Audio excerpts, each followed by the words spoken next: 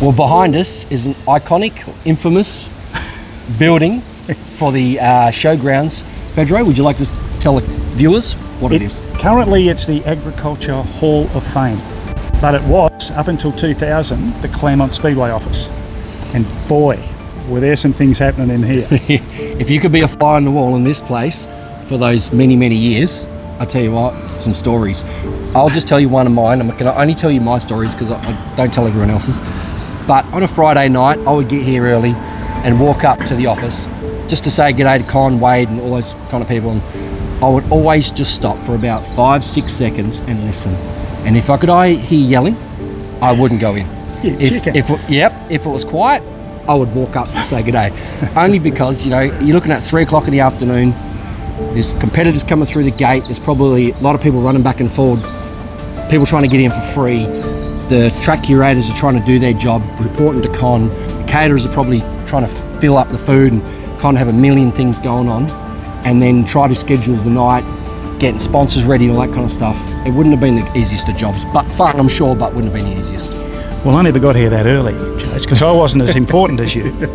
But I'd get here around 5:30, 6, up the stairs, pick up my program, and yeah, there was probably never much going on then because things were probably underway then.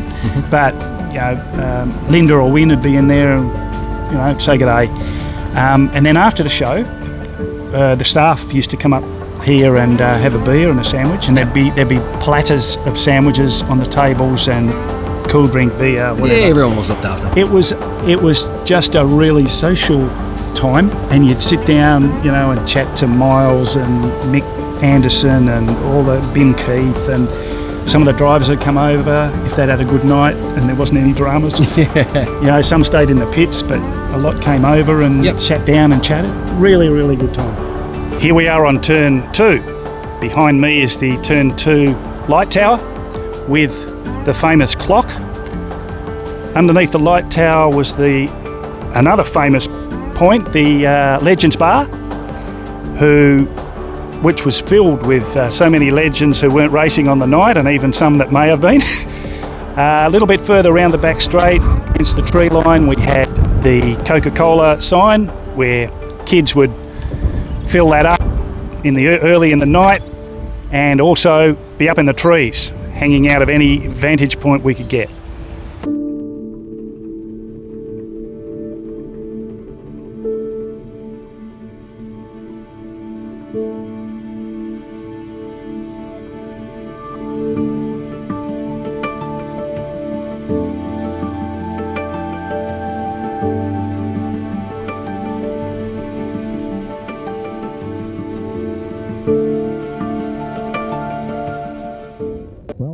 Speedway now, we can see this immaculate number 38 Pizza Hut car of Phil Flyers Myers, a former WA State Sedan car champion. And this car having its very first run here at the Winfield Claremont Speedway tonight. A beautiful, immaculate XJS V12 Jaguar. I believe that over $25,000 in excess of that figure has been spent in the preparation and building of this car, being put together jointly by Phil Myers and his engineer mechanic Tim Abbott. So the most expensive sedan car ever been put together in Australia out there now doing a few hot laps. The number 38 car of Phil Myers, who will make a welcome return to racing in the very near future.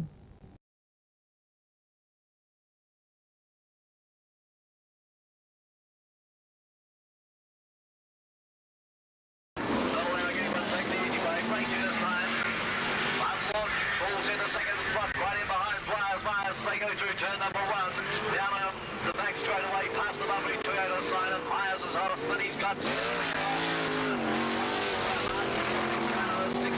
they move out of turn 4 on the remain straight, and it's the car quick car number 38, followed by Martin Lawton. Then back to car number 2, Rod Howes in third spot. Eric Shire's bringing up the rear as one car already is going through. The high riders heads the line out of turn 4 on the main straight away past the bumpy Toyota sign, and car number 38 goes out wide on the boards there as he moves through turn 3 down the back straight away. And he's not backing off up the stairs that time on the way through to the main straight. 4 or 5 to go here from Speedway. It's car number 38, the car quick car of Myers, Bill Myers, then Martin Lawton, Rod Howes. Lines it back up and gets underway again, but our race leader pours it on down the main straight past the bumpy Toyotas. Onto the back straight away, there can't be many more of Australia to go in the car quick car number 38. Now onto the main straight this time, and the white flag should come out next lap through, and he's really got him again. And also there's Johnny Bennett in car number 7, Claremont Speedway. Now back in third spot. There it is, the white flag. We're indicating 1 lap to go now, ladies and gentlemen. Mr. Flyers Myers in car 38. Pours it on through turn 3 and 4. The win event number 3 on the program, the Kentucky Fried Chicken Sprint Car event, heat number 1. And it was over 8 laps. Well, welcome back everyone. We're talking me Pedro with the legend, who is Phil Flyers Myers. And Phil, you went from the Jaguar, disheartened, and then Pedro, we were just talking about, came along with the sprint car. Strange. Yeah. Now, how you got into sprint cars? You'd had enough of sedans. You were broken-hearted and disappointed, and all of a sudden there was an offer. Tell us about the offer.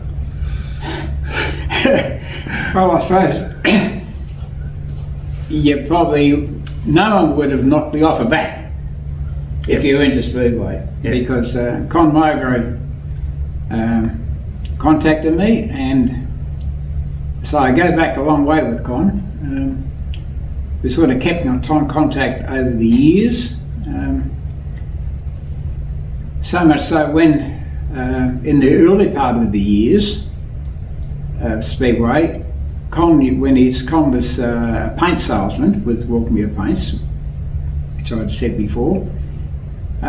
He used to go out the Southern Loop doing his rounds of selling paint, and he'd bring his wife Linda, and Linda would stay at our house in Cannington, which we still got that house today. It's the only house I've ever owned that I lived in. Wow. Okay. And she used to spend the day with my wife Jenny, and then come back home, and he'd pick Linda up and go back home. So I've kept in contact with Con a lot of years, you know. We haven't been in each other's pocket, but we've just been good friends. Yeah. Anyhow, getting into the sprint car, Con contacted me and said, how would you like to drive a sprint car? And I said, oh yeah, okay, this sounds Too good to be true, almost. So, and it turned out they had a car which the Speedway company used to bring American drivers out, and they used to also bring cars out, and then they'd sell quite a few of them to the locals, and of course that used to enhance the local drivers because the cars were coming into the country. So he said, I can drive this Jack Ewart car, which was a top car. It used to be a blue car, like mid-blue car, and Jack Ewart was one of the top Yanks Number 6? He was a gun. Yeah.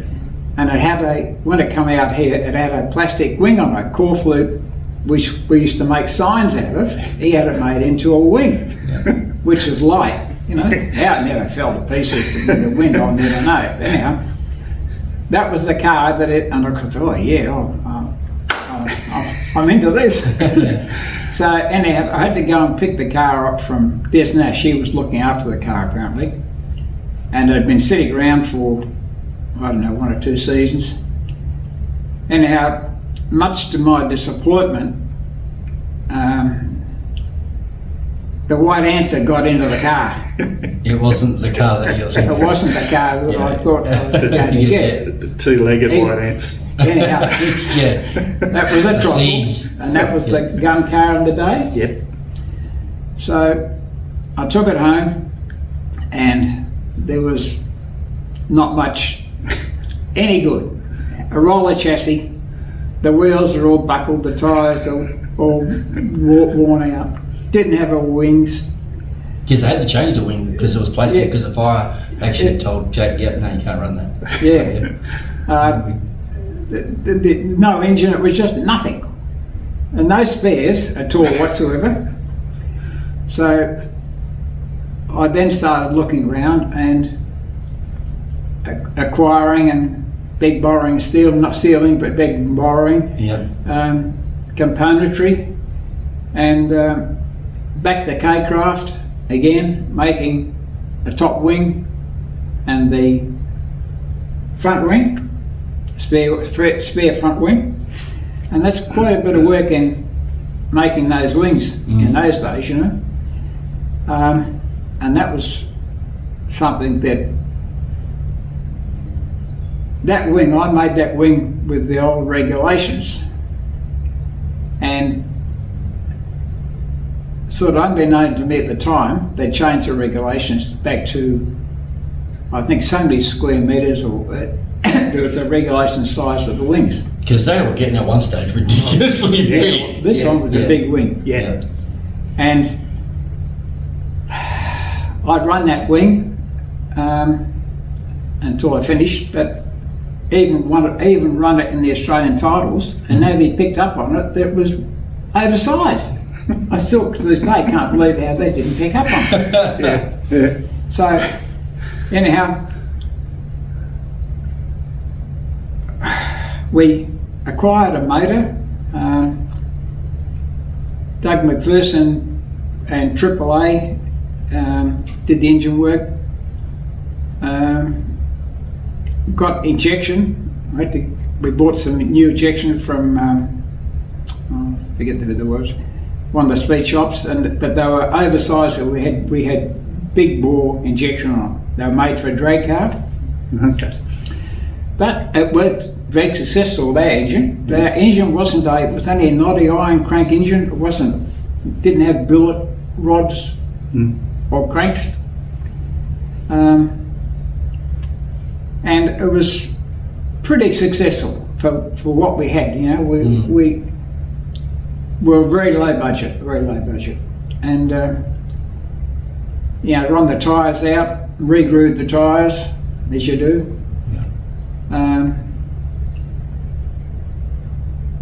Where did I go to then? Did you enjoy it? Did you compare to sedan racing? Well, I did. How I actually got into it with very excitable as I was at that time. Doug McPherson got me to go with him down to Bunbury to have a drive of Ron Quickie's sprint car. Doug had just done a motor for it, and so I thought, yeah, I'll be in this. So I went down there and hopped in this car and drove around Bunbury. And they are totally different to anything else you'd ever drive. Always reminds me of like a bus driver driving a bus with a big steering wheel. Right, yeah. Because you're sitting with a flat steering wheel, upright, and you're all hunched up, and this bloody big steering wheel, and the brakes are useless.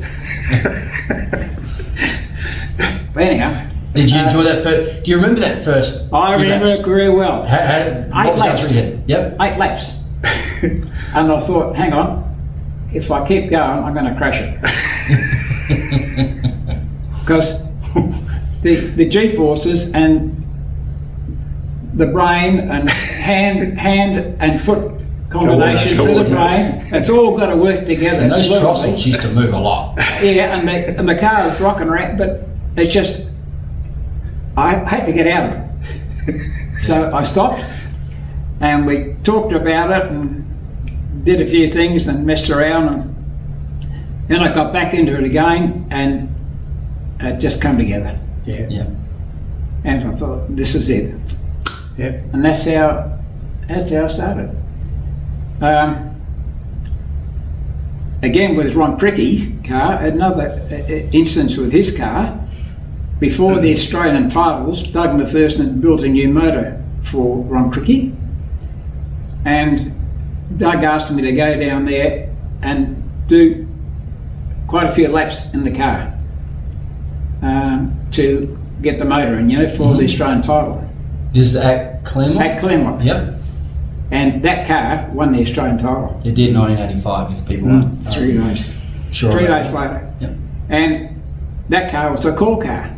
Yeah. And that was very unusual because everybody runs torsion bar cars. But at that time, there was a couple of call cars come out from America. Yep. And Ron drove that. Yeah. Now I drove that car and it was magic. Really? That Okay. was magic. Yep. It was just, I could see why I won the Australian title because the car was good. But most people reckon the call cars are no good. I was just going to say Call them a that. pogo stick. Yeah, and a lot of people say, nah, not driving one of them. Yeah. Shane Murphy could drive one. Yeah, it's a fine line, I think, with Ron could drive setups. one. Yeah. If you can get it right, yeah, it's on, and Yeah. if you don't, it's a big, And that was a thrill to drive that car because it was so much, it felt more nimble and lighter than my car. Yeah. So anyhow, we went in the Australian titles that year and I got knocked out of a heat, and I finished up in the back row of the feature race. The main, yeah. And I got up to 8th or 9th or something. I was having a great time. And the first time normally I drive and you sort of back it off into the corners. And that was the first time in my life when I suddenly realised I'd never been driving this thing. To its maximum. potential, just keep it on. Yeah. Yeah. And I just had the foot buried down the straight into the corners and round. Just did not get off Wow, that's it. good. And I was passing people. It's Yeah. unbelievable. Yeah, until. All of a sudden, almighty bang. Well, Gary Rush actually got around you. Sorry, no, he didn't. No, He was he behind did. you, that's He- right. he got me He up was your- right up your clacker, yeah. Yeah, Gary Rush was leading the event from go to woe, and he was up behind me, and I was just behind Noel Bradford. He was just in front of me. Next minute, bang. And I finish up against the wall, the pit gate, That's right. and Your motor was in 1,000 bits on the 1,000 track. pieces. I never even found one conrod. It just, don't know where it went to. Wow. But the block just broke apart. You were having too much fun. Well, I never run. I wasn't into the luxury of having good hardware in the motor, you know. I never had a really good built steel crank. Yeah. I used one of the Chevy standard high performance cranks, but nothing like a billet crank. I didn't have. I tried to make the engine work better, and I put in a set of aluminium rods, which they used in drag cars, but they only go Yeah. for 5 seconds or whatever Yeah, it not is, prolonged. and that's for it. the load, yeah. Yeah. And of course, what let go? The aluminium Those. rods let go. Yeah. And unfortunately for Gary Rush, he picked up, well, so they say, but maybe not, maybe yes, maybe no. Folklore, who knows? Yeah. Yeah. Gary Rush got a puncture. Yeah. and everybody blamed And me. you, yeah. Yeah, that was another one. It's like you must have felt like the villain in some ways and the hero in others because you helped. You had to decide an Australian tile in a way, but So- with a broken motor. And he got a puncture, and of course he tried to drive down the restart, and it was all over for him. Yeah. And Ron Quickie, it was running a good second to him, eventually won the event. Yeah. And I felt good for Ron because I drove that car 3 days before, That's right, yeah. So and you, that was a rocket ship. yeah. Yeah. But Wow. in those days too, the engines would, you could hear Gary Rush's car. Now I don't know what they had in it, but you could hear it going around the corner, and it was going. It's always bogged down and driving. Not Not much wheel spin, just no. Now traction. with these new tracks and down Motorbikes, they're just full noise, revving the freckle at them. But those days, Yeah. talk, and I know Barbagallo was doing the same thing with Jeff Murphy, and keeping the revs down and not breaking traction and having all drive because the track was a different surface track. Yeah, suited to good motorbikes. If people are watching from wherever and don't know what Claremont sort of really was, they had motorbikes on as well. slide. So you had to have a different track surface to what you would do. And that's So. and that was one of the tricks I think that he had. Anyhow, that was So did you only run the sprint car for one season? You won 2 feature races that year in the Sprinter. And the last time I drove a sprint car, it was the last race of the season, and I won the feature race. Right. Last time I drove one, Excellent. and beat Barbagallo Yeah. doing it. So- he got up alongside me, and I got down under. I was underneath him, and I hoiked him out of the way and went on and won the feature race. That's pretty cool. And that was last my last time. Yeah. What made you give it away in the end? Like you were, obviously you had a reasonably successful year in sprint cars. Yeah.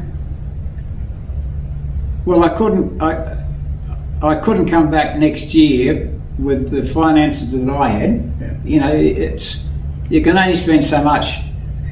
The ego can drive you on, but you'll eventually go bankrupt fulfilling your ego. Yeah. So I wasn't going to do that, and I was married with 4 kids, and I just said no. The car will stay in the garage unless I can raise some coin, and I was unable to do it to what I required. But I was thankful to people that had supported me over the years, but you know, there's limitations. They can, you know, business can only spend so much, and a lot of it depends on, you know, how close you are to those businesses and the people involved. Yeah, if they're not involved in Speedway, well, they're not going to support you. Yeah. So after a year, I said, look, I can't do it, Con. I'm not going to do it, and the car got sold. Right. So all those years, Phil, that you're hearing your story so far, it's a lot of work that you've done, building this, doing that, financial. Your wife must have been very supportive in some ways, or she was very supportive as much as she looked after the kids, like my children, and she's a good mother and a good cook, and on hindsight you could say I was pretty selfish. And we hear that a lot, and that's why I was saying this is pretty much normal what we hear at that time, and even now people are doing it. But she stuck with me, and I'm pretty fortunate. My wife's pretty good now. Now, even though I've got a few health issues, but I'm okay. Yeah, you're looking good, mate. You are. When you were in the sedans, before you got into the sprint cars, you used to do a column in the program. Yes. Every Friday night. There'd Yes. be a story there.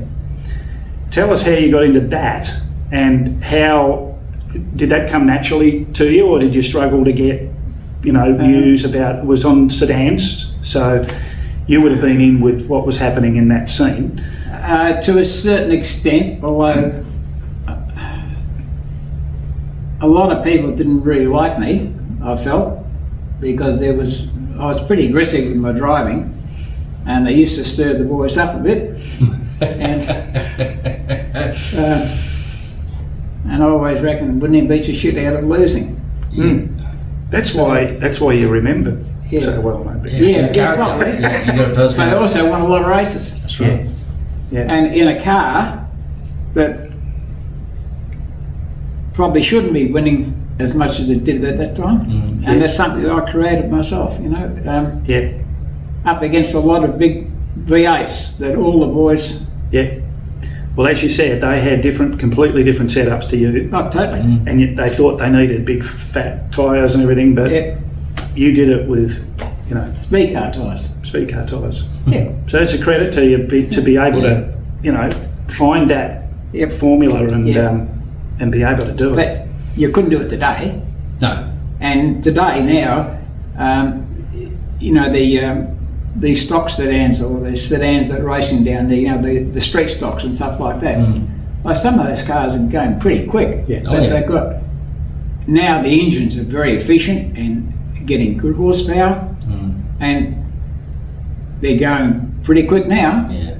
But day for day, that was good in its day. It wouldn't cut the mustard today. Yeah. It wouldn't. I don't think it would. So what Pedro was saying about your riding, because a lot of people don't realise that a lot of Speedway drivers do things behind the scenes just to help out, do whatever. You would write a column, send it in to the, you know, program editors, and then you get there the Friday, open it up, and see your column. Okay. Yeah. I got into strife a bit writing the columns. Quite a few fellow competitors were phoning up Conmagro complaining about what I'd written. And a lot of it was probably a bit controversial, but anyhow, I'd write a whole page of stuff and come race night, look at the program, there's only half of it there. You got edited out. And I think Conmagro didn't like getting complaints. Yeah. And then he passed it on to Terry Bick, the printer, to edit it, and that's what happened. And a lot of my column got ripped apart. But you know, there was fun days. Look, and we had some. Yeah. We had a good cartoon heading on it. Yeah. Yep. We'll put that up, mate. Yes, we'll show some pictures during It was a good cartoon. Yeah. And people used to read it. If people weren't complaining, then they didn't read it. Exactly. I was just about to say, heroes and villains. if it's not controversial, people, I'm not reading Bland. that. Yeah. So, you know, you try to do the right thing. Sometimes you just... But I wasn't the best educated person But you just at said... writing things either. Yeah. Just pulled no punches and said it how it was. Yeah. So what was your favourite car over the time that you raced? What was your favourite personally? Oh, that one by far. Yep. Because that was a giant killer. Yeah. It was just a good package. I had a lot of. I had to rebuild the motor a few times. We used to break gudgeon pins in the pistons until we sorted the pistons out with different gudgeon pins. The 202 motors don't like revving over about 7,000 revs. They get harmonics. The 106s were a lot better, but we'd run with the 202. The flywheel used to break off. The flywheel was bolted to the crankshaft. Well, they used to snap the bolts, holding it on with the harmonics of the crank. And that caused a bit of grief. We used to have to weld the flywheel onto the crank. Yeah.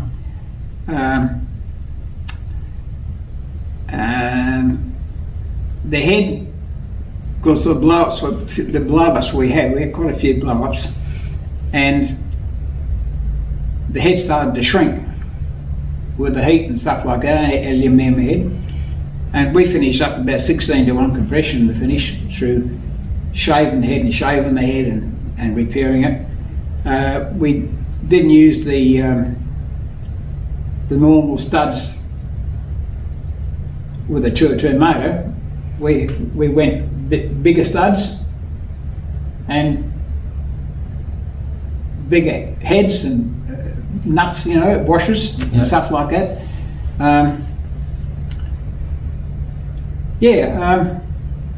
Run a pretty standard camshaft. It was a Bathurst model, which the last of the Bathurst model cars. They had a camshaft because they had bigger valves than the last cars of the XU ones. Yep. And we got a profile of that, which Brian Sadler used at that time and ground our camshafts up for us. He did so much for Speedway, didn't he? Yeah. Behind the scenes. And another thing happened once towards the finish. The actual block cracked in half from end to end, right through the core plugs. wow. Yeah, with too high compression. Yeah. But it used to go. Yeah. That's good. And it says on here, winner of the All Blossom medal that Pedro said before from 77, 78. Yeah, people don't know what the All Blossom medal Yeah, I was just going to say, maybe to explain to people what it was and what you got that for. The All Blossom medal was a medal put out by the Speedway in recognition of All Blossom, who used to be the manager of the Speedway before Con Migro. And he was a well-known solo rider. Anyhow, they had this medal given out to the best competitor of the entire season over all divisions: motorbikes, sidecars, sprint cars. And I was fortunate enough to win it one year, which was a great honour at the time. It still is an honour because there's only one person out of all the competitors wins it every year. Exactly. But unfortunately, I had a medallion made. My house got broken into and that went. Wow. That's sad. Anyone knows where it is, contact us. Yeah. Because someone will. Yeah. Yeah, well, That's disappointing. I had a model of a Renault 16 TS, which I used to rally on the cabinet. That was a good rally car in Australia. It got third in the Australian titles, that car. It got smashed. When they broke into the house, they just smashed the bloody thing. Yeah. Unbelievable. Yeah. Yep. Not good. Mate, a couple of just questions about your career. Who would you say were your toughest opponents at Claremont? Sedans and sprint cars for the year you were there. Is there anyone that really you thought? The sprint cars, Ron Quickie, without Yeah. doubt. Yep. He was tough. He was tough. Sedans, toughest one.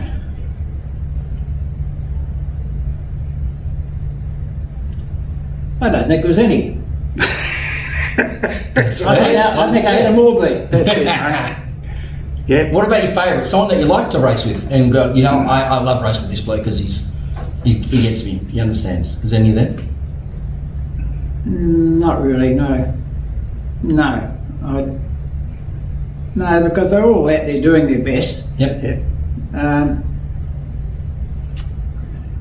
I used to get in quite a bit of trouble, especially with the officials, because I used to run the low line a lot and hang the front wheel over the curb. Someone actually said to me, The grass guy. when I was doing this, said, in a joke, like, asked Phil if Con used to pay his fines because he used to pass people on the inside. So, in a joke. But just what you're saying, that was my brother actually. He's a chief steward down at the Motorbikes now. Right. But yeah, so Yeah, I mean, Everybody has their I used own to win style. races. Everybody has their own style. Doesn't matter how you win a race, you go out That's it. there to win the bloody race. That's it.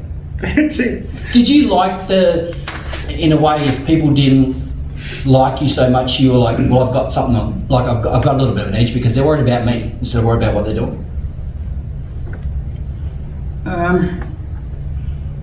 I used to have a bit of a saying going. You come up behind somebody and there's two softs and a hard. Bang, bang, whack! So you're a bit like boxing, a couple left jabs and then a right hook and get them out of the way. Well, that sort of, That's good. that's sort of Yeah. used to happen. Yeah.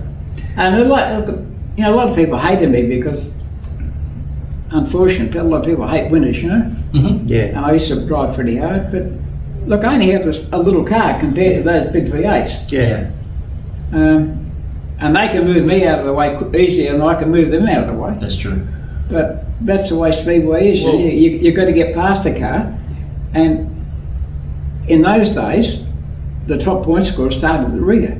So every race, like now they draw for positions, but in those days, if you're winning, you're at You're the up back. the back. Yeah. Yeah. And to no get matter to the what. front, You got to get your way through. you've got to dig your way through. And a lot of cars ran at the bottom. I mean, Claremont wasn't a big outside passing opportunity No, place no. most of the time. That's right. And if you're successful, you're not always the favourite No, person no. anyway. So that's part of With what the fans, comes. with yeah, the with fans. the fans. Yeah, yeah. But with your co-drivers and Yeah. whatever, you're not always popular. But that's in all sports. And Absolutely. you find that Happens. if you've got a touch of ability, you're not Something about wise. you. Mate, a couple of things that I've always, whenever someone mentions you, I always think about is on the Jaguar you had save a chicken, eat a pizza. I thought that was wonderful. Save a chicken, eat remember, a pizza. remember there was Leo Gomez Leo was Gomez. chicken and Yeah. Chicken Man, and I just thought that was great. Like, you know. Yeah. Yeah. And the other one was, have you hugged your race car today? That was on your On your car, yeah. on the car. Yeah. Was that your? Yeah, it was just a bit of a laugh, you know. I thought that was great. That's very cool. Yeah, Good sense of humour. yeah. Your sponsors were different to a lot of others too. I mean, you had Pizza Hut, you had Red Bull we talked about, and then you had Stonehenge as well. Stanley, yeah. Yeah. And Carquip. Carquip? Well, Tony Wilkinson from Carquip, I still see regularly, Yeah. and we probably speak every week now. Oh wow, Wow. yeah, that's cool. Okay. And Tony's business went down, and he's still working at his age. He's 81. Okay. He's still working, active. When you think about those names on that little model, I think there's so many businesses have been involved in Speedway over the years. Well, Yeah. Girl, that was a great Girl company. Brakes, yeah. Yeah. Yeah. All the Maya signs I see on the back now. Yeah, That was me. your Yeah, company. business, Yep. Hall, what was he was your partner, or No, what he was the my connection? boss. Your boss, okay. And that's another little story that I was the apprentice down at Victoria Park, down by the causeway. You had a little old cow shed there when we used to do sign writing, and we had quite a bit of work come in, and we borrowed a sign writer from a company called Rich Signs in Wellington Street, Perth. They're a very old sign company. Yeah. They used to have a big parrot painted down the wall. Anyhow, we borrowed a guy, but he didn't turn up. Something happened, they needed him for their work, and they sent another guy out, and the guy was called Bob Rogers. So he worked for us for a while, and then Greenslade retired. It used to be called Hall and Greenslade at that time, because they started from the war, after the war. And he retired, and Hawley was the sign writer, and Greenslade was a spray painter, and then Hawley decided to retire, and they sort of had a talk about it all, and Bob Rogers was invited to come in with me to Run the business. take the business over. Yeah. And but we kept, at that time, I was partners with Hall. That's why we call it Hall and Meyer Signs. Yeah. And and we maintained that name all the way through to the finish until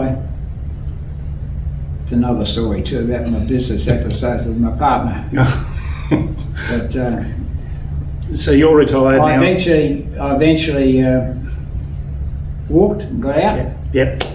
And did nothing for 3 months, and then I got a couple of jobs and then just worked on my own freelancing. Okay.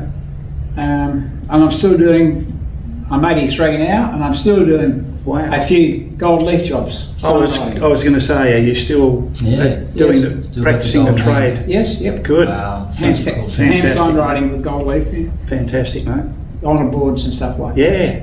Then wrapping up, we've unfortunately we're going to have to do this. We could sit here Yeah, we for could. days. So I'm just going to read this out to you, Phil, because we mentioned the things. But so you commenced racing at 12 in the 12 hot rod Forestville Speedway 60-61. Then you went away and you were rallying. You came back to Speedway, and in 77-78 you're third in the state title behind Laurie Hardy and Alan Blake. 77-78 again, winner of the All Blossom medal. 80-81, running up with a WA sedan title behind Ben Ludlow.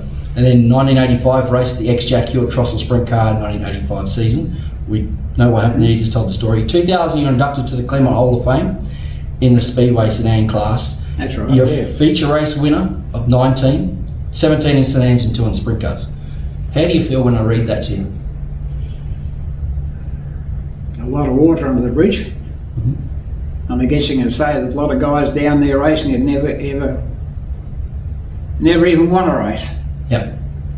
Because when you really look at it, there's only a few winners out of a lot of competitors. Absolutely. Continually. Yep. Unfortunately, it's a pretty hard sport. Yeah. My forte now is I'm into antiques Okay. Okay. and clocks. Right. Okay. Yeah. Not Good. cheaper, but I got some lovely antiques. Yeah. Yeah. Fantastic. got to keep your brain going and hobbies going and Yeah. keep yourself busy. Keeps my wife busy dusting. Well, Phil, it's been an absolute pleasure having you on Slightly Sideways here, and it's a great little place. What are your thoughts of the museum? Yeah, it's really, really good. I'm a bit surprised. It's something that's probably needed. I don't know what's going to go after this display, but I guess that somebody will find a home for it all. Well, we're hoping that something will come out of it, but again, thanks to the Claremont Museum for having us here Yes, Allowing us to do today, this. allowing us to do this. which is where the Speedway was, and it's all part of history. It is. And like me and all the other competitors are all part of the history of the place, and there's a lot of competitors that come through. Yeah. Thousands. Mm. And it's been really great listening to your story though, because it's Absolutely. one that a lot of people would not have known about. Yeah. Well done. Thank you. Thank you, Flyers. Good on you. Cheers, mate. Appreciate it. And we'll definitely catch up with Phil down the track, I think, as well, with all our, and maybe do something a bit later on as well, because he's got plenty more stories. So thanks, Pedro, for joining me again on Slightly Sideways, and come down to the Claremont Museum here, visit it. Only 5 minutes away was the old track site. You can go and have a look at that as well, so it's a good little double to do. And thanks for joining us here on Slightly Sideways. I was pretty fortunate that I did what I did when I did it, because I couldn't do it now. Finances, and it's just I just couldn't do it now. Well, in my day we made things ourselves. We did work ourselves, but now you checkbook racing, buy it off the shelf. And that's the difference, between then and now. You probably wouldn't have enjoyed it as much, because it sounded like with your interview going that you really enjoyed tinkering and making something out of nothing. Yeah, challenges, and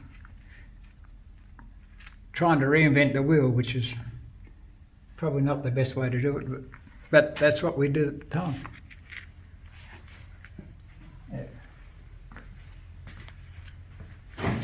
Yeah, Jeff Jordan, I painted, what's his name, back from Kalamunda. He's got Jeff Bilgram's last car. 12 plus. Mark Franks. Mark Franks. And I did the songwriting on that for Mark just before he died. Yeah. Laurie Stevens, yeah, he was down there when I was racing push bikes. And in the 60s, right? There you go. That's a good memory. Yep. Yeah, it was a good car, that one. That was a Holden motor, I think, from memory. It was 6-cylinder, I think, isn't it? Yeah. What was it now? A Repco Holden, it was called. Yeah, how's that from memory?